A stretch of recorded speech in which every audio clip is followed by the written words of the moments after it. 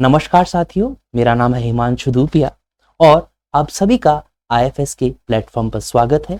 IFS एक ऐसी संस्था है जो UGC NET, CSR NET, IIT JAM, पीएससीज और तरह तरह की जो कॉम्पिटिटिव एग्जामिनेशंस होती हैं उसमें आप लोगों को मेंटरशिप प्रदान करता है। और आज का जो टॉपिक है हमारा वो है साउथ वर्सेस सेंटर। ठीक है, दक्षिण वर्सेस केंद्र। क्या है ये, क्या है साउथ और केंद्र? बेसिकली स्टूडेंट्स, साउथ इंडिया के जो स्टेट्स हैं कर्नाटक, तेलंगाना, तमिलनाडु और जो केरल है, ये जो चारों स्टेट्स हैं वो केंद्र के साथ कुछ मतभेद होने के कारण दिल्ली में आकर प्रोटेस्ट कर रहे हैं। और इनका जो प्रोटेस्ट है वो सारा रेवेन्यू को लेकर है। तो इसी के बारे में आज हम चर्चा करेंगे कि एग्जैक्टली ये है क्या। ठीक है, देखिए इस तरह से हमारा जो दिल्ली है वहां पर जंतर मंतर के सामने साउथ इंडिया के जो राजनेता हैं वो आकर प्रोटेस्ट कर रहे हैं, विरोध कर रहे हैं। और वो कौन सी नीतियां हैं जिनके कारण विरोध किया जा रहा है? तो बेसिकली स्टूडेंट्स, दक्षिण जो राज्य हैं इन्होंने 15वें वित्त आयोग मींस 15th फाइनेंस कमीशन है और केंद्र सरकार की वित्तीय नीति, जो फाइनेंस वाली जो नीतियां होती हैं, जो पॉलिसीज होती हैं, उनके खिलाफ विरोध किया है। ये हमारे फरवरी के फर्स्ट वीक से स्टार्ट हुआ था। और उनका क्या कहना है? वो ये कह रहे हैं कि कर बंटवारे, मतलब जो टैक्सेशन सिस्टम होता है, टैक्स जो मिलता है, टैक्स रेवेन्यू सेंट्रल गवर्नमेंट के द्वारा स्टेट्स को, उनमें भेदभाव किया जा रहा है उनके साथ में।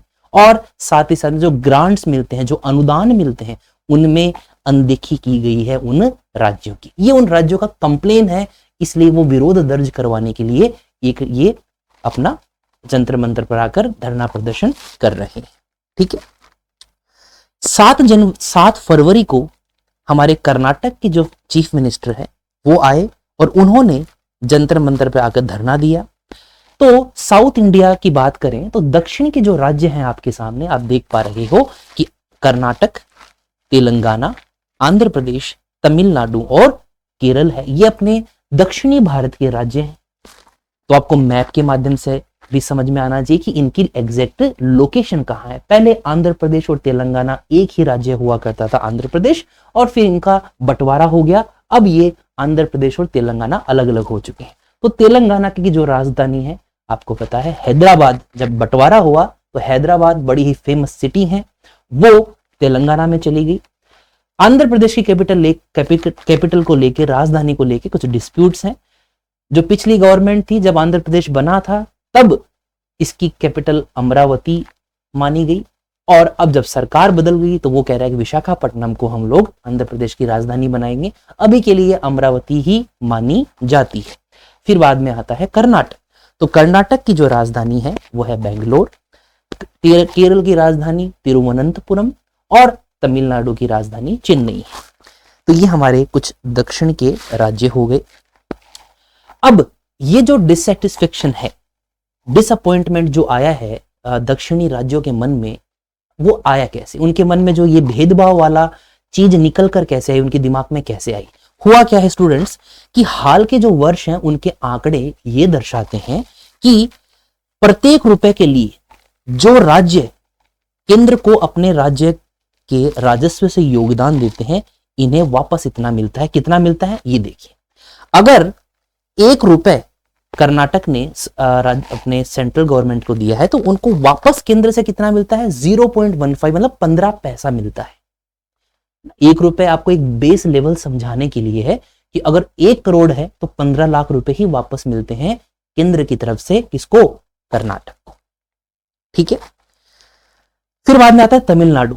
तमिलनाडु जब 1 रुपए देता है, कंट्रीब्यूशन करता है अपना, तो सरकार उसको देती है 0.25 रुपीज का मतलब 19 पैसे। वैसे ही और स्टेट्स हैं, तेलंगाना, आंध्र प्रदेश, देखिए केरल। तो ये देख रहे हैं सारे के सारे, आप देख पा रहे हो कि सारे के सारे ये हैं तमिल, जो अपने दक्षिणी भारत के राज्य हैं। और फिर बाद में दूसरे कंपैरिजन के लिए आपको नॉर्थ इंडिया का मैं बताता हूं कि राजस्थान, उत्तर प्रदेश और बिहार के देखिए किस तरह से ज्यादा है। मतलब राजस्थान अगर 1 रुपए कंट्रीब्यूट कर रहा है तो 1 रुपए 33 पैसे वापस पाता है। उसी प्रकार उत्तर प्रदेश जो है वो 2.73 पौने 3 रुपए उसको वापस मिलते हैं और बिहार को 7 रुपए वापस मिलते हैं। तो इस तरह से आपको दिख रहा है। अब ये देखकर इन दक्षिणी भारत के राज्यों के अंदर एक उत्पन्न हुआ भेदभाव वाला जो उनके मन में आया है, ठीक है, और इसी को लेकर वो विरोध प्रदर्शन किए जा रहे हैं कि हमारे साथ में सौतेला व्यवहार किया जा रहा है, ठीक है। फिर बाद में अब आप सोचेंगे कि सर ये 0.25 29 पैसे 19 पैसे ये कौन डिसाइड करता है, ये फॉर्मूला क्या है? जब 1 रुपए कर्नाटक ने दिए हैं तो उसको 19 रुपए या 29 रुपए ही क्यों मिल रहे हैं? क्या बात है? एक फॉर्मूला होता है, उसका नाम होता है डेवोल्यूशन फॉर्मूला। ये कौन करता है? ये अपना जो फाइनेंस कमीशन होता है वो तय करता है कि कितना जो पैसा है वो सरकार द्वारा, केंद्र सरकार द्वारा राज्य सरकारों को दिया जाएगा। ओके, तो 15वें जो वित्त आयोग, जो 15th फाइनेंस कमीशन था, उसने वितरण फॉर्मूला, जो डिस्ट्रीब्यूशन फॉर्मूला है उनका, उसके हिसाब से राज्यों को कोष का आवंटन निर्धारित किया। और जो विरोध कर रहे हैं राज्य इस फॉर्मूले के आधार पर कि राज्यों को मिलने वाला हिस्सा में वो कमी का दावा कर रहे हैं कि हमें फाइनेंस कमीशन हमारे साथ में डिस्क्रिमिनेशन कर रहा है, हमारे साथ भेदभाव कर रहा है, ठीक है। अब आप पूछेंगे कि सर ये डिवोल्यूशन फॉर्मूला में क्या क्या चीजें कंसीडर की जाती हैं? तो कंसीडरेशन के लिए अब मैं बता दूं कि कितनी सारी चीजें देखी जाती हैं एक राज्य को पैसा देने से पहले। उसमें ये शामिल है, 12.5% रोल रहता है डेमोग्राफिक परफॉर्मेंस का, फिर आती है पॉपुलेशन, फिर आता है एरिया उस राज्य का, फॉरेस्ट एंड इकोलॉजी, जो वन प्रदेश होते हैं वो, इनकम डिस्टेंस, ये इक्विटी होती है, और टैक्स एंड फिस्कल एफर्ट्स 2.5% के लगभग। तो ये सारी चीजें फाइनेंस कमीशन देखता है और उसके बाद में तय करता है कि कितने स्टेट को, मतलब किस स्टेट को कितना पैसा दिया जाएगा। तो इसमें गवर्नमेंट क्या कह रही है? क्योंकि ये जो दक्षिणी भारत के राज्य हैं ये केंद्र सरकार के खिलाफ विरोध प्रदर्शन कर रहे हैं। अब केंद्र सरकार अपने फेवर में ये कहती है कि हम लोगों का कोई रोल ही नहीं है, ये तो सारा का सारा फाइनेंस कमीशन तय करता है, ठीक है। आगे बढ़ते हैं। तो इसमें आपने जो ये वाली जो स्लाइड है आपके सामने, ये दिखाती है कि जो टैक्सेस का जो शेयर है वो दिन ब दिन क्या है, घटता हुआ चल रहा है। कर्नाटक को देखिए, 10th फाइनेंस कमीशन ने 5.34% दिया था टैक्स का, और वो धीरे धीरे डिक्रीज हो रहा है। Can you see it?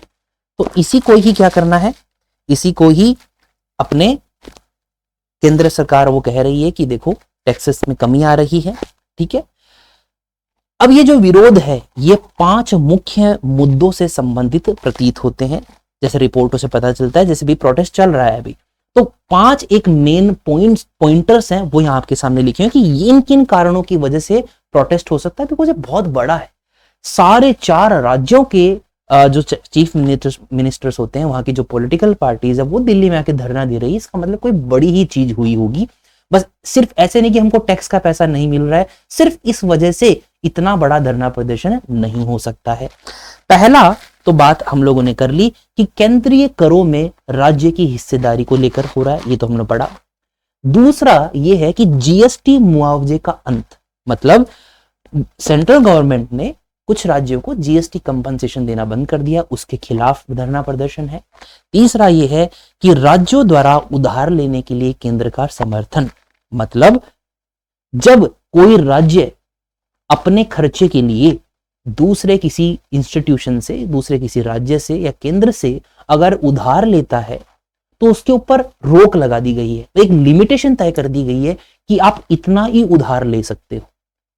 तो दक्षिणी भारत के जो अपने ये स्टेट्स हैं ये ऐसा कह रहे हैं कि सर ये आप गलत कर रहे हो, ये जो हमारा फेडरल सिस्टम है इसके खिलाफ आप हमला कर रहे हो, आप धीरे धीरे एक सेंट्रलाइज्ड गवर्नमेंट की तरफ अपना चल रहा है। फेडरल सिस्टम होना चाहिए जिसमें राज्य और केंद्र को दोनों तरह का अधिकार होना चाहिए, आप उस अधिकार को खत्म कर रहे हैं। हमारी जो बोरोइंग कैपेसिटी है, हम लोग डेवलपमेंट करने के लिए कोई बोरोइंग करना चाहे, उधार लेना चाहे, आप उस पर रोक लगा रहे हो, ये गलत बात है।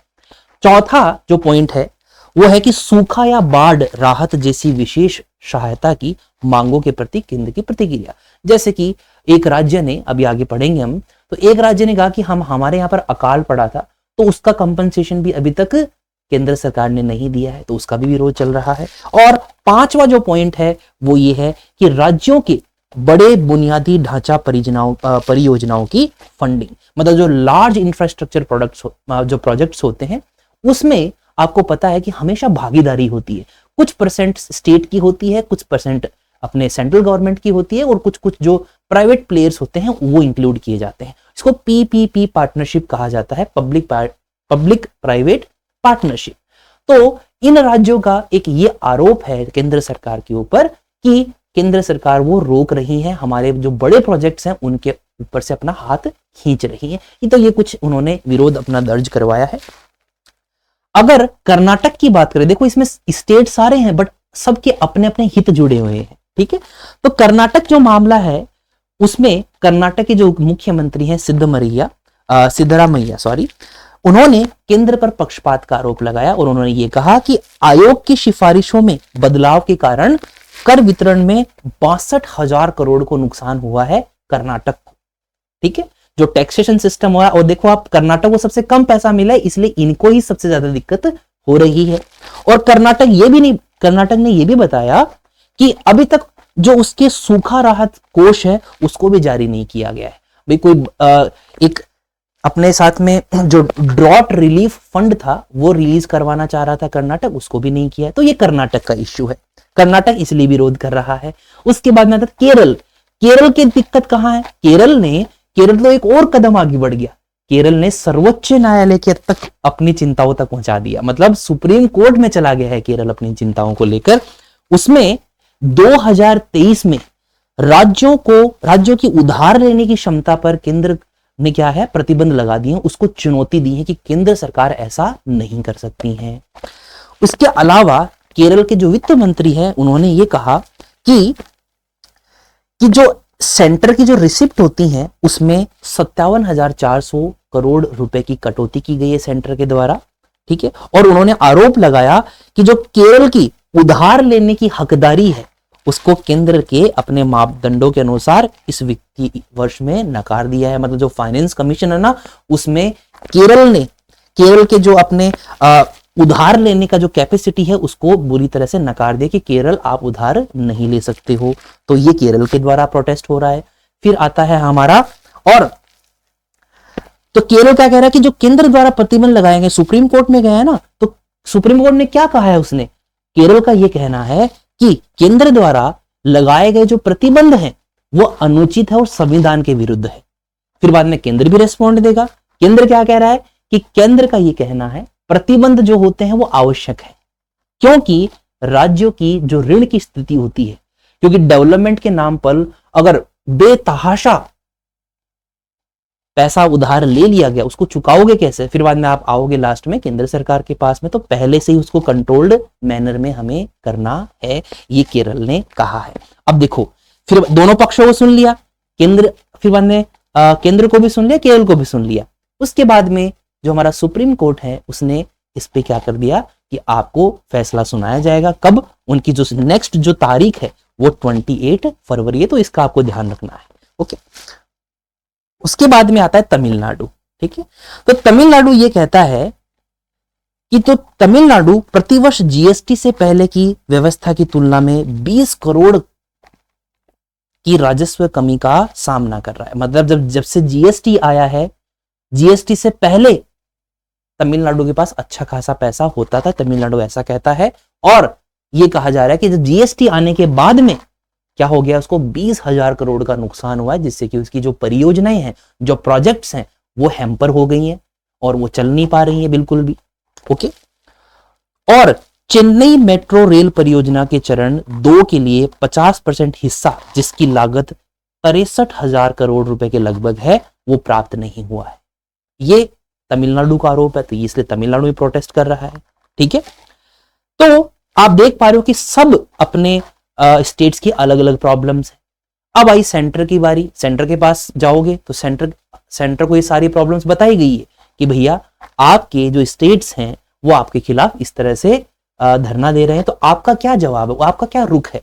तो केंद्र ने क्या कहा है, जो अपने केंद्रीय वित्त मंत्री हैं मिस सीतारमण जी, उन्होंने कहा कि जो कर्नाटक सरकार ने तथ्यात्मक गलतियां की हैं, मतलब उन्होंने कुछ फैक्चुअल डेटा में गलतियां की हैं, गलत मौद्रिक दावे, मतलब जो मॉनेटरी क्लेम्स होते हैं वो गलत पेश किए हैं, और कुछ चुनिंदा नुकसानों का उल्लेख किया है, बिना लाभ का उल्लेख किए।